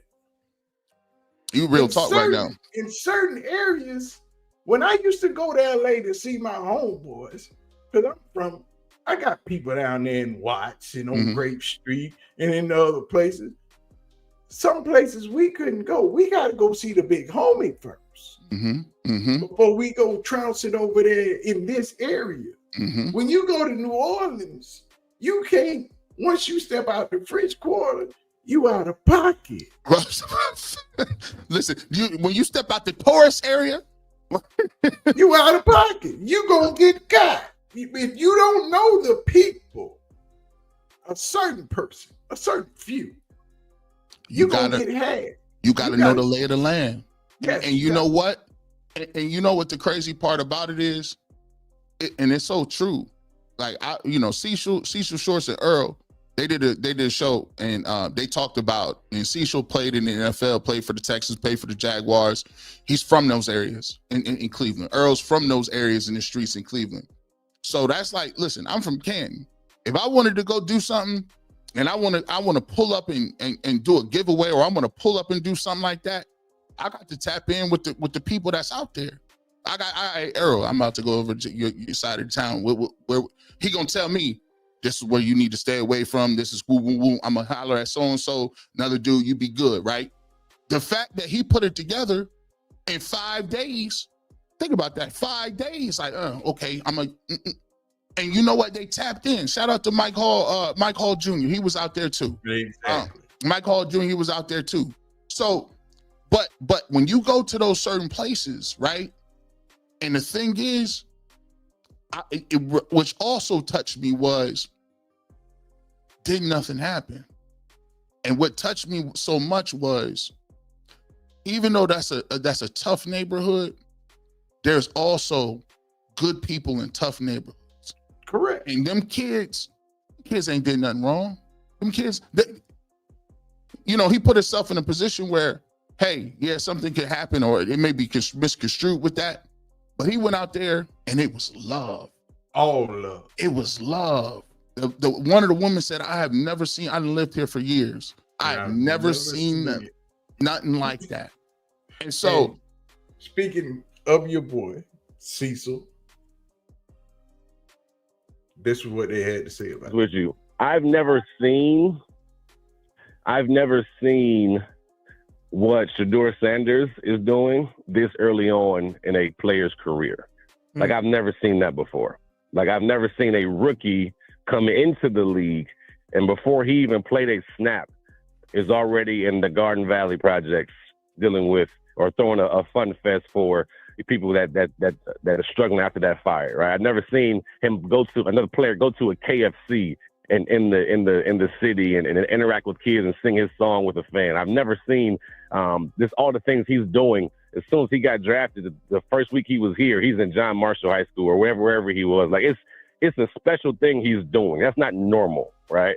And what he's doing is he's winning the fans over. He's winning the city of Cleveland over. He's winning the surrounding cities of the surrounding suburbs of Cleveland. He's winning those fans over. And when you do that, when you got them on your side, oh man, we're gonna rock for you. Y'all know that, Spence and Earl. We're gonna rock for you no matter what. When you get back to your community and you're there and you're present and it's genuine, right? It's genuine. And that's what gives me, to me, it's genuine.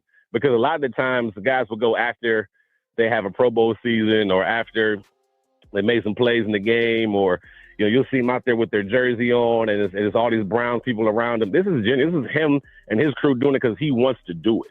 That's a really big deal. And again, this brings hopes to everybody watching. Yeah, and shout out to Earl the Pearl in the Ultimate 216 podcast. Earl did 2 days of Shedeur.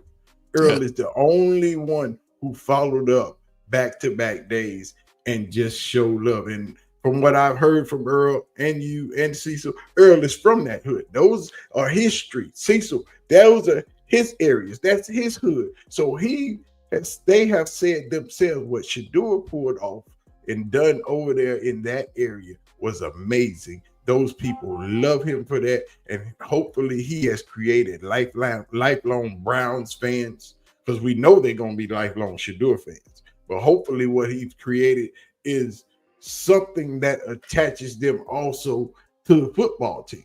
Yes. Because just like that dude said, the Browns have a foundation, but the Browns foundation didn't incorporate with Shedeur's activities. So don't give me what the Browns can do and what he should have done. What he done is what he did and what he should have did and what more people should be doing, because this is not a one-time fix. This is going to take months, maybe a year or better. You got to understand, those people lost everything. That was a loss of life. You got 2 kids still in the hospital suffering from 3rd-degree burns who are in ICU right now. Those people lost clothes, food, money, whatever they had. That is a low-income housing. We know they didn't have insurance. They can't go write it all off and get a check from the insurance company next week and we getting back, oh, we solid. We going to get all this back. No, it don't work like that. When people are struggling, day to day, week to week, month to month, and all of a sudden, out of nowhere, everything is gone. Your life is upside down. A lot of people will never realize how much turmoil that is. You will never. Some people couldn't go to work next day because they had no way to get there. They had no clothes to put on. It's crazy. You don't even think of it, and that's what I've tried to do with my channel. And what I try to do with my channel, and a lot of times, and I refuse to do it, and I don't care who likes it. My channel about, I tell people when I came up to Barbershop, I said it's about sports, music, and culture, and music is what tells the tale of what happens in the culture. It shows you in the lyrics what goes on in the streets, what goes on in the places where they don't report on. You talk about sports. Sports is one of the ways and avenues that you can get out of poverty. One of the ways that you can get out of the hood. One of the ways that you can show and move and do things. So, sometimes the pressure from the outside is to, why don't you just play nice and talk about just this? Let's, do you really have to get into what happens in the outside? And do we have to really talk about this stuff? Or why don't we just talk about the Browns training camp? Why don't we just talk about who's going to be the next backup tackle? And I say, well, listen, no disrespect, but I talk about people. I believe in humans. I believe in people. I don't believe in objects and ideology. I believe in people. And so I'm always going to highlight the struggle of people. I'm always going to talk about the impact that sports has on people inside and outside of the game. And for me, I am so thankful, and I say it all the time. I may not have the biggest channel in the world. I may not have 1 million followers. I may not have some of the, I'm never going, trust me, the stuff I say, I ain't gonna work for the NFL. NFL ain't gonna call me no time soon. They're not calling me. I'm not looking to go to. Not after you cook them with that conspiracy theory. They like, listen, he's after Damar Hamlin. I got people calling me from the NFL Players Association. This is real facts. They was not liking that. But I will say this: I am thankful for the loyal people and the like-minded people that respect the real, that respect the unapologetic truth, that support that. I will take 20,000. I'll take 5 or 6 real people over 100,000 fair weather people any day in the week and twice on Sunday, because you can change things. You can make things happen in the world with just a handful of people that is willing to be on the same page and like-minded. So we're going to highlight these stories. the project burned down, I'm going to talk about it. Some Right. people might want me to talk about tight ends or fullbacks, and I'm not going to get to it. And you could catch me during the season after the post-game shows. But as of today, we're highlighting the things in the community that I believe matter, and I think this story is important. Yeah, it very much is. And that's why us little Yes. people, continue to talk about it. Your platform is bigger than mine. And shout out to Earl and all the other people that's doing what they're doing to highlight what has happened in that project and what Shedeur has done to help. Because it's not clout chasing, because he didn't call people to say, hey, come help me out. He brought people that have resources, what people didn't report on, what they didn't say. He brought other people to help them get better. He didn't just bring food and games and football and sports and things of that nature. He brought people that could help them get the resources they needed to get on their feet.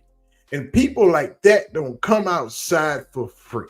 No, They don't spend their work hours outside of their office and it's not benefiting them. They had to be paid to come out there, sit out there in that heat, in that tent, in uncomfortable situations. Because trust me, those people that were there, they weren't comfortable. Like they they was looking around trying to see what's happening. They had to pay that premium. He had to pay that premium. What you mean? So okay, so let me get this straight. Let's still finalize the deals. You want us to be at where? Hold on, Garden where? Are you? Hey, they I know we talk. They got them pew pews over there though. Like you short. Well, we're gonna have to renegotiate on that. That's a whole nother story. We got to send a couple of people out there. So and I'll tell you this. You just said something, man. Look, I feel like when you in this game, you hit me up. You say, "Yo, we let's do some content, bro. Let's do something." I said, "Bet, let's go ahead and do it. You tell me when you want to do it." I believe it's important. I don't care if you had 5 people. I don't care if you had 6 subscribers. I feel it's important that when you talk about important things, you be able to tap in with people and have that conversation. So a lot of times when I first got in the game, a lot of the content I wanted to do, they say, you do your, man, I like you solo. I said, I had to get good doing solos. Nobody want to pull up. They're like, what you talking about today? Oh, no. We ain't gonna do that. So look, when I came into it, I was like, all right, well, I'm gonna just do it like that. So I always made it a point. I said, man, if people reach out to me and they want to talk or have a conversation, I'm not above having no conversation. I said, so, whoever's watching this, shout out to Big Snacks for reaching out to me. And I want to need all my people, if you on the barbershop watching this right now, go out and subscribe to the Big Snacks. Be subscribed to the podcast. Subscribe and support, and continue to support the content. So show love to each other. Help people out. Have a sense of community, and that goes both ways when you're talking about being on YouTube and things like that. So shout out to you for having me, and we want to make sure people go out and support your channel as well.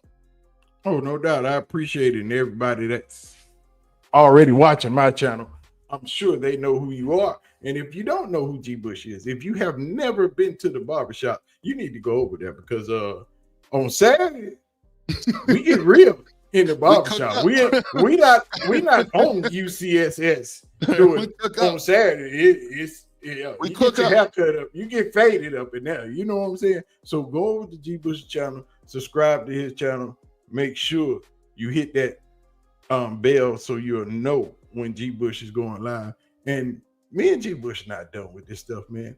This will not be the first or last time that we get together and do this content. Yes, sir. I've been wanting to team up with this man since I watched his second live stream, and I was like, yeah, I got to get with him. That's he my type of fella. We talk spicy over here, man. It's spicy. Yes. We get to it. And you know what's going to be so crazy too? I'm excited, and just to throw this out there about the football, I'm excited for them, Shedeur moreover, to get an opportunity, because now The whole season we've been talking about where the reps at, what we doing with this, how we moving with this, what's going on. Now, we football guys. You know what it is when the pads get on. You know good and well, Big Snacks OG, you know good and well you can't hide when them pads get on. That's when the players separate themselves. You can't write nothing in. You ain't no hiding. But you could talk all of that stuff. You see, you was there when it was real two-a-days. When you was there when it was the real two-a-days. When you was there at 7, you got them pads on. You went and ate lunch, you came back and put them same pads in that hot sun, and you put them on again. And you got conditioning, and you running gassers afterwards. You got 2. Right. My son and them go to practice at 5:30 in the morning, so they don't have to practice in the heat. I told them, y'all are a bunch of punks, bro. Do you know we didn't practice till after? We practice in the morning. We work out, lift some weights, do all that. After school, then it's go time when it's hot. They time it up good where you out there at 2:00. When it's hot. And back then, I don't know, man. Listen, I'm talking about the late 90s. I just feel like it was just hotter. At one point, it was the grass was gone. It was dirt. It was hot. And you remember just sitting there being like, and back then we didn't have no jugs of water that we personally brought to practice. No, we had that big orange cooler. That's it. We didn't have 2 of them. We had 1. We had a trough with the water hose plugged in the trough, and we go over there, get your little water or whatever. And back then, see, we didn't know nothing about no human safety. They tell you, hey, we ain't getting no water this break. No water. Get up over here. We line it back up again. They was using water like it was a treat. It was a treat. It was actually punishment. Because if you didn't do the drill right, you wasn't getting no water. You wasn't getting no water you don't at all. Let's go. Let's put it back. And a matter of fact, we running gassers, helmets on. Keep them helmets on. Y'all, so they didn't run stadium stairs like we did. Man, boy. In the heat of the day. I had to go back and think about it. I said, man, what the heck was we doing? We were surviving. And back then you didn't just play one way. Like they said, ain't no one way. So they flipped it. You get right on that offensive side too. We gonna get that going. And it's like, and this is 3 weeks. This is weeks of 2-a-days practice. Yeah, but I tell you what, I would always say that's why we talk about a lot of bad things with football. But when you got that base knowledge, when you, it almost puts it in your cells. Like when you go through 2-a-days, it's a rite of passage. That's why when you see somebody else that play football, you automatically get their respect. I played with a lot of people that I didn't see eye to eye with in college, but when I see them now, it's the highest level of respect because I know and they know they was on that line with me when we didn't have nothing. When you was dependent on that, come on. Then you was really dependent on him. Really, I need you to make this time, bro, or we're gonna keep running. Like don't that put something in your DNA where it's like this little civilian life, this easy. Yeah, this crazy, right? I say y'all talk about y'all working. Anybody working?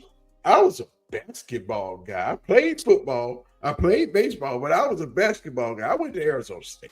I graduated from Arizona State. I was a all-European basketball guy in my high school years. But I played football because if you don't do something, we'll find something for you to do. I ain't even got to say who said you already. Listen, this is why you keep talking. You preaching now. I play 3 sports. I play baseball, basketball, and football. And when football season was over, I said, "Oh no, I got to play basketball in high school." Because I said, "Listen, first and foremost, I'm not going to be running those. Y'all conditioning for football is kind of tough." I was saying, I don't want to be doing all that. Then I realized all the girls like the basketball players. Yeah, I got helmets on. I need all the nicest looking girls. They want to see dunks and people. I said I got to be a basketball player too. But I'll tell you this: I've always said this. There's one thing that I miss so much because I used to be. If you ask me what was the funnest sport to play, it was basketball.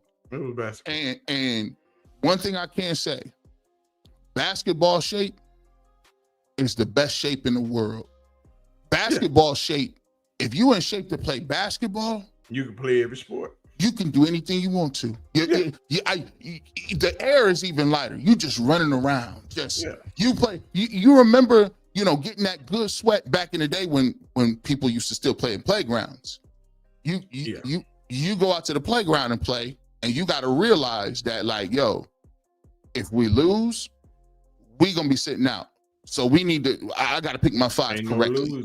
Ain't no losing because there's 1735 people on the side. Get on the court, you might not get back on there for a long time. Might not be back. So you playing out there in that and actually, I done had ACL surgeries, all this other stuff. It's crazy because I tore both of mine. So I got both of mine, left knee, right knee. I done had back surgery, neck surgery. But can you imagine playing on concrete? Yes. That's crazy. We played tackle on concrete. We played tackle on the side of my grandmother's house. Do you know my grandmother got a big old lot right on the side of her house. Right. She owned half the hood. So she cut a big empty lot because she didn't ever wanted me to stray too far from the house. All the friends come over. Yeah. But in that lot is rocks, big boulders poking out the ground. If you get tackled on the sideline, you getting tackled in the street. If a car's right there, you get hit. Guess where you getting hit at? On that car. And the people know that, and they park that car right there on purpose. You can't dent no 78 Cadillac. That's steel. Yes. My dad had a well put together machine. My dad had a 69 Lincoln Continental, pearl white. That boy was, I said, what kind of steel did they make this thing up out of? You hit something on that? It hurt. Ain't no aluminum. No. Ain't no aluminum. Man, what's so crazy, man, is this what I love most is, is the fact that the collective identity of the community is funny because I'm a kid that grew up in Ohio. You've been growing, you in Texas and California and places like that. But everybody remember playing tackle football and they beside of their grandma's house. Yes. Ain't that crazy? It's like first time we ever talked, but the ability to have the same existence wherever you at. The community, us as a collective, all of us were raised those days. I don't know about now. Yeah. Because grandma's 28, 25. They're kind of young. They don't want to be bothered with their grandchildren. They still got to go out. We still got to hit the club. We still got to go down here and do this thing. Our grandmothers was in the house. We went to church on Wednesday night. We went to church on Sunday morning. Where you think you going? If you came in the house Saturday night at 5 a.m. on Sunday morning, man, ain't no need of going to sleep. You might want to take your bath. Put your clothes on. Yeah, that's it. Get you some breakfast because we going Sunday school. They was timing up. My grandmother passed when she was 90. And it's crazy. I love my mother to death. I can say my mom and dad been married forever. But they both worked. I grew up with my grandmother. To me, that was my mom. She had a specific way that she wasn't gonna play no games. Like back then, I don't understand the level of people's grandmothers that had that. I don't know how she was able to exude such. She was a very small lady. She wasn't very loud, but she had a way. She had a way of looking at you to make you understand. Listen, I'm not playing with you today. And if you go down to that playground, these street lights better not catch you. These street lights better not. And you know it start your sun going down. They like, hey, go. we gonna run one. I need that basketball. I got to go. I gotta go. And she be sitting right on that porch. You walk up the stairs, she tell you, we're looking at a little magazine. You cutting it kind of close, huh? You try. You almost got it today, huh? Yeah, almost. But them is, man, love her to death, man. And like you said, it's that part of the Black community is missing. That part of where not only your grandmother can tell you something, but Miss Rose down on the corner will tell you something too. And tell you up if you ain't listening. Listen, hey, I saw you over there across the street. I'm gonna tell you, let me talk to you real quick. You know what I'm saying? That part, like where it was, you had people on your block that you couldn't. It wasn't no skating. No, wasn't no getting away. No, you couldn't no do nothing because your that was a true community. That was a true communication. Because if you did something, by the time you get home, she knew about it when you got there. I said, y'all got ESP. Wasn't no phone calls. We had the freedom. We could get on our bikes and be going all day. Boy, we didn't have to report. They didn't know what we were. They didn't care because they knew we was in a group. You can't get all of us. You gonna have to fight. We ain't running. We ain't running. And most of the time, it wasn't just friends. It was all family because everybody met up at grandma's. Man, listen. All your cousins. This is crazy. My grandmother passed away in 2018. And let me tell you this. When she passed away, now my grandfather passed away earlier than that. First of all, my grandfather, they were sharecroppers. They got married when he was 15 and she was 13. Got married, moved, and started working in steel mills in Ohio, right? And my grandfather had this personality where he used to say he used to just remember going to bed so hungry that he remembered that he said when he get older, he was never going to be hungry again. My grandfather worked. My grandmother never had a job. My grandmother never drove a car, never got a driver's license. But when she never drove, if you was anybody, if you was a kid on that block, if you was a person, it was an open door policy. If you ain't nobody go hungry. When they cooked that food, it was people from the street, people from there. You could come in that refrigerator and his pantry was open. Nobody went hungry. And on Sundays, when they cooked the meals, everybody there. And so wasn't no phone calls needed to be made though. Wasn't no reaching out. Wasn't no you tell my sister, tell your cousin them. Everybody knew Sunday, 2:00 after church, where we going? Grandma, everybody. It don't even matter. And when she passed away, so many people, my aunts, my cousins, even my mom, she said, it's just different. It's different. There's a piece missing from just saying, my cousins, all of us say, man, I just remember sitting on that porch talking to the night come on. And then, you in the summertime, you get that the mosquitoes get bad. So they had to light something so the mosquitoes wouldn't get you.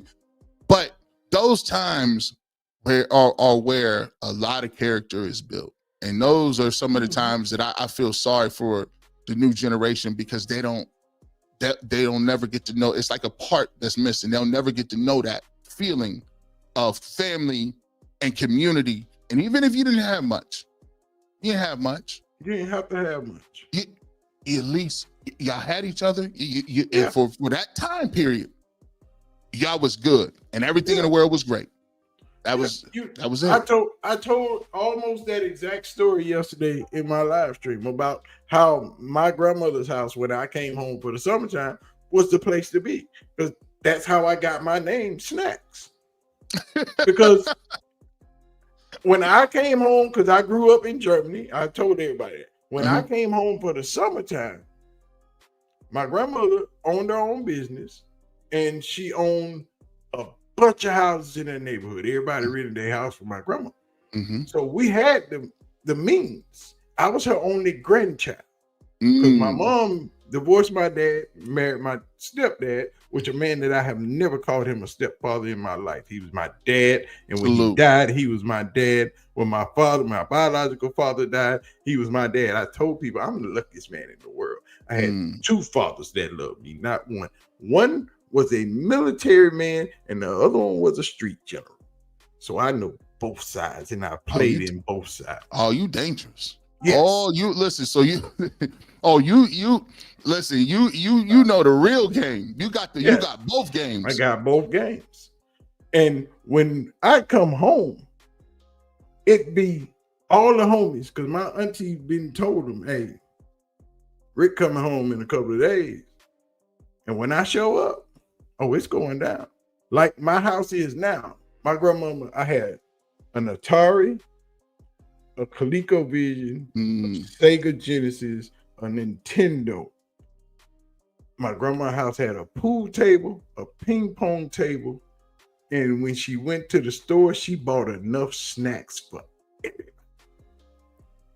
Boy, everybody, my house was the party house when I went home for the summertime, because it didn't matter. If you didn't have no food, you come to Rick's house and eat. If you didn't have no way, if you wanted to spend the night, you spend the night on my house, on my grandma's house. And she didn't care, because as long as she could call your parents and they said it was okay. It was good.